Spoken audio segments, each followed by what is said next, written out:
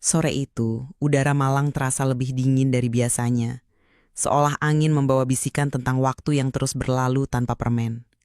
Aku, Maya, berdiri di depan cermin kamar, menatap wajahku yang kini dihiasi garis-garis halus di sudut mata.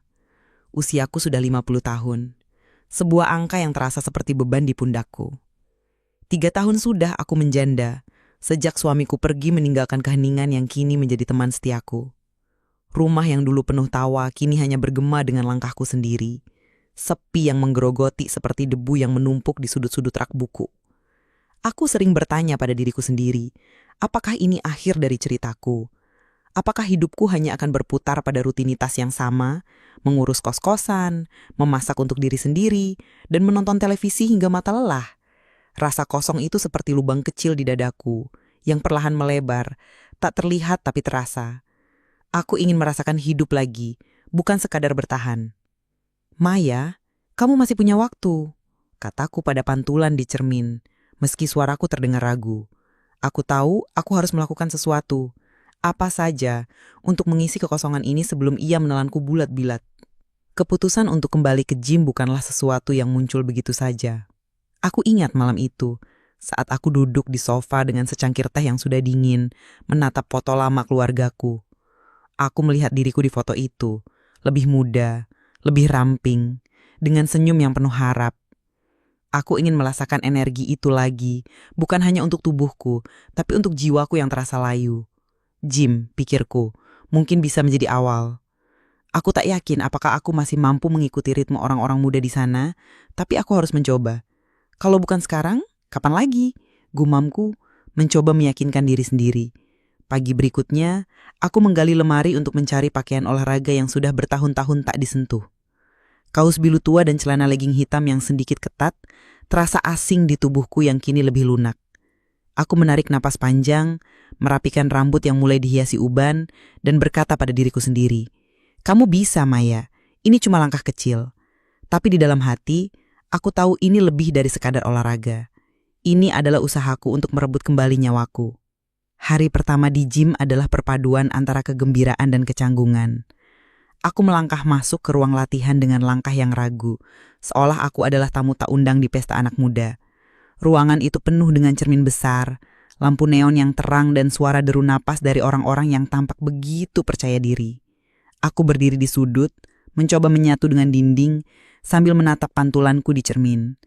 Perutku tak lagi rata, lenganku tak lagi kencang, dan rambutku yang dulu hitam pekat kini mulai dipenuhi helai perak. Apa aku terlalu tua untuk ini? Pikirku. Jantungku berdebar karena campuran malu dan keraguan. Aku hampir memutuskan untuk berbalik dan pulang ketika instruktur, seorang wanita muda dengan suara penuh semangat, memanggil semua untuk memulai pemanasan. Aku mengikuti gerakan dengan kaku, mencoba menyesuaikan napasku dengan irama musik yang menghentak. "Ayo, tarik napas, angkat tangan," seru instruktur itu. Aku mencoba, tapi setiap gerakan terasa seperti pengingat bahwa tubuhku bukan lagi milik seorang gadis berusia 20 tahunan. Aku merasa seperti ikan yang tersesat di daratan, canggung dan tak pada tempatnya. Di tengah kekacauan pikiranku, mataku menangkap sosok di seberang ruangan. Seorang pria, mungkin usianya sekitar 30-an, sedang memasang matras dengan gerakan yang tenang tapi tegas. Tubuhnya tegap, kaos ketatnya menonjolkan otot-otot yang terlatih, dan ada sedikit peluh yang menempel di pelipisnya, membuatnya terlihat begitu hidup. Aku tak bermaksud menatap, tapi entah kenapa aku tak bisa mengalihkan pandanganku. Lalu matanya bertemu dengan mataku. Bukan tatapan yang menghakimi atau penuh rasa kasihan, tapi hangat, seperti sinar matahari yang menyelinap di sela awan. Dia tersenyum kecil, dan aku merasa pipiku memanas. "Bodoh sekali, Maya. Kamu bukan anak sekolah lagi," kataku dalam hati. Tapi senyum itu, sederhana namun penuh makna, membuatku merasa dilihat. Bukan sebagai janda berusia 50 tahun, tapi sebagai seorang perempuan. Aku buru-buru mengalihkan pandanganku, fokus pada gerakan peregangan yang dipandu instruktur. Tapi jantungku tak mau diam, berdebar seperti drum yang tak ku kenali lagi. Kelas berlangsung dengan susah payah. Aku ngos-ngosan hanya dalam 5 menit. Otot-ototku yang lama tak digunakan protes dengan setiap gerakan. Tapi di sela kekacauan itu, pria itu yang kemudian ku tahu bernama Reza, dari obrolan singkat dengan instruktur, berjalan mendekat. Aku panik sejenak, Lututku terasa lemas, bukan karena latihan, tapi karena kehadirannya yang tiba-tiba. Dia menunduk sedikit, suaranya rendah dan lembut. Kalau terlalu tegang, coba buka kakinya lebih lebar, biar nggak sakit pas menopang beban. Aku hanya mengangguk, otakku seperti membeku. Oke, terima kasih. Balasku tergagap, merasa bodoh karena tak bisa mengucapkan kalimat yang lebih cerdas. Suaranya seperti selimut hangat di pagi yang dingin, membuatku merasa diperhatikan, seolah aku bukan hanya bayangan di sudut ruangan. Aku mencoba mengikuti sarannya, membuka kakiku lebih lebar saat melakukan squat, dan benar saja, beban terasa lebih ringan. Tapi yang lebih berat adalah jantungku, yang entah kenapa berdetak lebih cepat setiap kali aku mencuri pandang ke arahnya. Fokus, Maya, bisikku dalam hati. Tapi pikiranku terus mengembara ke senyumnya, ke cara dia bergerak dengan begitu mudah, seolah dunia ini adalah miliknya. Hari itu, aku meninggalkan gym dengan tubuh yang gemetar karena lelah, tapi ada sesuatu yang berbeda di dadaku. Bukan hanya keringat yang membasahi kausku, tapi juga perasaan yang asing namun hangat. Aku duduk di pinggir matras setelah kelas selesai, menyeka peluh dari leherku dengan handuk kecil. Aduh, basah banget nih, gumamku sambil terkikih, lebih tada diri sendiri. Tapi saat aku mendongak, Reza ada di sana, berdiri tak jauh, memandangku dengan senyum yang sama seperti sebelumnya. Hebat juga, kuat ternyata, katanya dengan nada yang separuh bercanda, tapi ada kehangatan di matanya. Aku tersenyum, mencoba terlihat santai meski pipiku terasa panas lagi. Ibu Maya ya? Kalau capek istirahat dulu, jangan dipaksa, lanjutnya. Dan aku tak bisa menahan tawa kecil. Panggil Maya aja, biar aku lupa umurku, candaku. Dan dia tertawa, suaranya dalam dan menyenangkan. Saat aku berjalan keluar dari gym, aku merasa langkahku lebih ringan. Bukan karena latihan, tapi karena perasaan bahwa mungkin, hanya mungkin, aku masih bisa merasakan sesuatu yang baru. Malam itu, aku terbaring di ranjang menatap langit-langit kamar yang gelap. Pikiranku kembali ke gym, ke Riza, ke senyumnya yang sederhana namun mengganggu. Aku tahu ini konyol. Aku bukan gadis remaja yang baru jatuh cinta, tapi ada sesuatu dalam dirinya yang membuatku ingin kembali ke gym esok hari. Bukan hanya untuk olahraga, tapi untuk merasakan lagi kehangatan itu. Jangan bodoh, Maya, kataku pada diriku sendiri. Dia cuma ramah, itu saja. Tapi di sudut hatiku, ada bisikan kecil yang berkata bahwa mungkin ini adalah awal dari sesuatu yang tak pernah kubayangkan akan datang di usia ini. Aku menutup mata, mencoba tidur, tapi wajah Reza terus muncul bersama dengan pertanyaan, apakah aku berani membuka hati lagi setelah semua yang telah kulalui? Kelas gym kedua terasa seperti melangkah ke medan perang yang asing, tapi ada semangat baru di dadaku yang sulit dijelaskan. Aku, Maya, berdiri di sudut ruang latihan, menarik nafas dalam-dalam sambil mencoba menenangkan debar jantungku yang tak hanya dipicu oleh antisipasi olahraga, tapi juga oleh bayangan Reza yang tak pernah benar-benar meninggalkan pikiranku sejak hari pertama. Aku memilih kelas body combat, sesuatu yang sama sekali di luar zona nyamanku, gerakan cepat, tendangan, dan pukulan ke udara yang seolah menantang setiap otot di tubuhku yang sudah lama tak dilatih. Musik menghentak memenuhi ruangan dan instruktur, seorang pria berenergi tinggi, berteriak, "Ayo Maya, pukul lebih keras." Aku mencoba mengikuti, tapi langkahku sering tertinggal, nafasku tersengal, dan keringat sudah mulai membanjiri pelipisku. Tubuhku terasa seperti mesin tua yang dipaksa berlari, dan aku hampir menyerah, berpikir, ini bukan untukku, aku terlalu tua untuk ini. Tapi kemudian, di tengah kekacauan itu, aku melihat Reza di sisi ruangan. Kaosnya yang ketat membalut tubuhnya dengan sempurna. Rambutnya sedikit basah oleh keringat dari sesi sebelumnya. Dia menoleh ke arahku, mengangguk singkat dengan senyum kecil, dan tiba-tiba aku merasa ada alasan untuk terus bergerak, meski kakiku gemetar. Aku mencoba fokus pada gerakan, meniru tendangan dan pukulan yang dipandu instruktur. Tapi tubuhku memberontak. Setiap gerakan terasa seperti mengangkat beban dunia dan aku mulai merasa seperti kain usang yang robek di ujung-ujungnya. Di tengah kelelahan itu, Reza melangkah mendekat. Langkahnya ringan namun penuh tujuan. Jantungku melonjak, bukan karena latihan, tapi karena kehadirannya yang tiba-tiba terasa begitu dekat. "Maya, turunin bahumu sedikit," katanya dengan suara rendah, hampir seperti bisikan di tengah dentuman musik. "Kalau terlalu tegang nanti cepet capek." Aku menoleh, mencoba mensenyum meski nafasku tersengal. "Gampang buat kamu bilang, aku sudah mau pingsan ini." Candaku berusaha menyembunyikan rasa gugup. Dia tertawa, matanya berbinar dengan cara yang membuatku lupa sejenak bahwa aku sedang berjuang melawan tubuhku sendiri. "Kamu kuat, Maya. Cuma perlu sedikit rileks." Lanjutnya, lalu menunjukkan gerakan yang benar dengan tangannya. Aku mencoba menirunya, dan meski kakiku masih goyah, ada kehangatan dari kata-katanya yang membuatku merasa mampu. Saat dia melangkah mundur, aku merasa ada getar di dadaku, bukan hanya dari latihan, tapi dari sesuatu yang lebih dalam. Sesuatu yang membuatku ingin terus berada di ruangan ini, di dekatnya. Kelas berakhir dengan aku hampir ambruk di pinggir matras. Handuk kecil di tanganku sudah basah kuyuk oleh keringat. Aku menyeka leherku merasa lengket dan lelah. Tapi anehnya, aku juga merasa hidup. "Aduh, aku kayak habis berenang di keringatku sendiri," gumamku sambil terkikih mencoba mencairkan suasana untuk diriku sendiri. Reza, yang entah bagaimana selalu muncul di saat yang tepat, berdiri tak jauh, memandangiku dengan senyum yang kini sudah mulai terasa familiar. "Kamu tadi hebat, Mak ya? Serius," katanya, suaranya penuh kejujuran. Aku memandangnya, mencoba mencari tahu apakah dia hanya berbasa-basi, tapi matanya tulus, seperti sedang melihat sesuatu yang lebih dari sekedar wanita setengah baya yang kelelahan. "Hebat apa hampir mati di menit kelima?" balasku sambil tersenyum, berusaha terlihat santai meski pipiku terasa panas.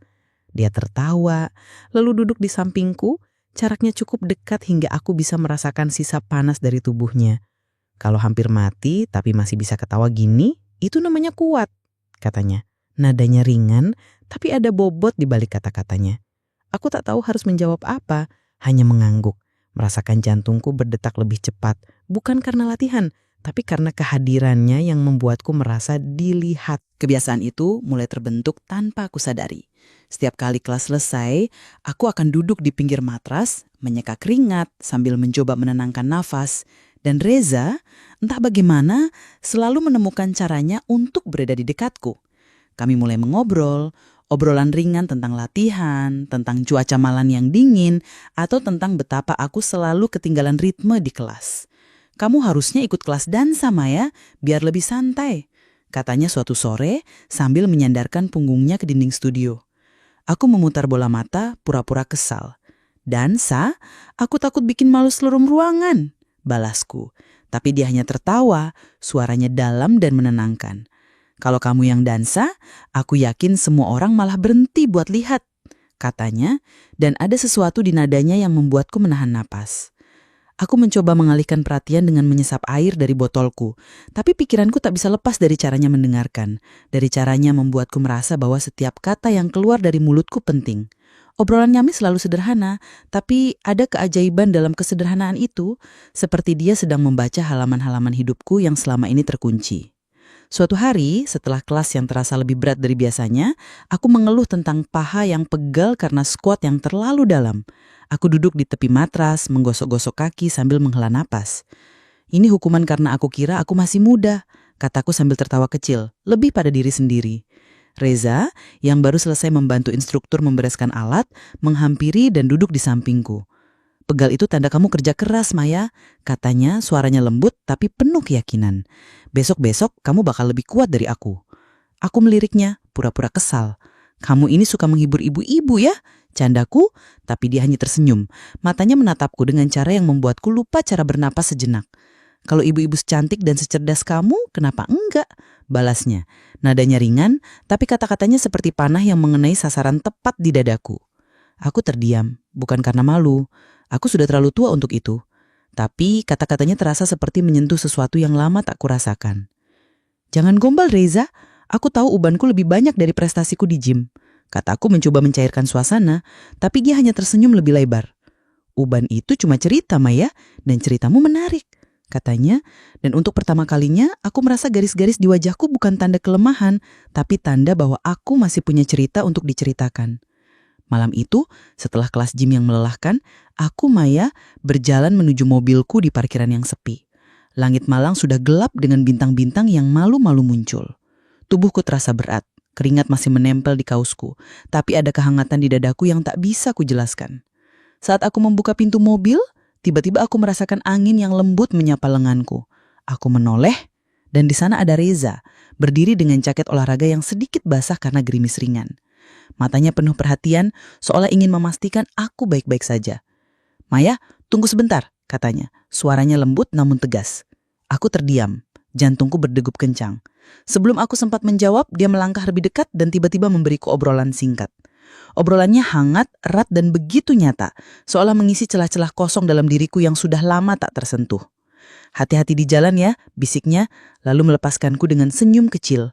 Aku hanya mengangguk, tak mampu berkata apa-apa, karena detik-detik itu terasa seperti mimpi yang tak ingin kulepaskan. "Terima kasih Reza," gumamku akhirnya, suara aku nyaris hilang dalam angin malam. Saat aku masuk ke mobil dan menutup pintu, aku merasakan senyum yang tak bisa kuhentikan membentuk di bibirku. Sebuah rasa manis yang mengendap di hati, seperti bunga yang tiba-tiba mekar di musim yang salah. Hujan turun deras beberapa hari kemudian, mengisi udara dengan aroma tanah basah yang menenangkan. Aku sedang duduk di ruang tamu, memandang keluar jendela dengan secangkir teh hangat di tangan, mencoba menikmati ketenangan yang jarang kurasakan. Tiba-tiba, bel pintu berbunyi, mengagetkanku. Aku berjalan ke pintu, dan di sana berdiri Reza. Jaketnya basah kuyup, memegang kantong plastik yang mengeluarkan aroma menggoda. "Sup pedas buat malam yang dingin," katanya dengan senyum lebar, mengibaskan air dari rambutnya.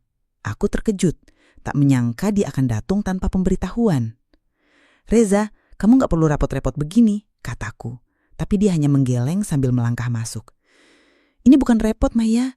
Ini cuma alasan buat lihat kamu," balasnya. Nadanya santai, tapi matanya penuh kejujuran. Aku merasa pipiku memanas, dan aku buru-buru mengalihkan perhatian dengan mengambil mangkuk untuk sup itu. Kami duduk di sofa. Aroma pedas sup mengisi ruangan, dan obrolan kami mengalir ringan.